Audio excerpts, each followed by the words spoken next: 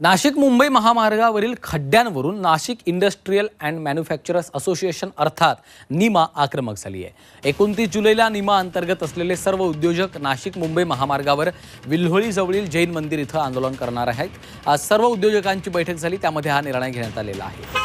रस्त्याची दुरवस्था ही नाशिकच्या प्रगतीमधील अडथळा असल्याचा उद्योजकांचा सूर होता आणि या बैठकीमध्ये उद्योजकांसह ट्रॅव्हल्स असोसिएशन आणि ट्रान्सपोर्ट असोसिएशन देखील सहभागी झाले होते। तर महामार्ग दुरुस्त होईपर्यंत घोटी आणि पडघा इथला टोल नाका बंद करून टोल वसुली बंद करण्याची देखील मागणी करण्यात आलेली आहे।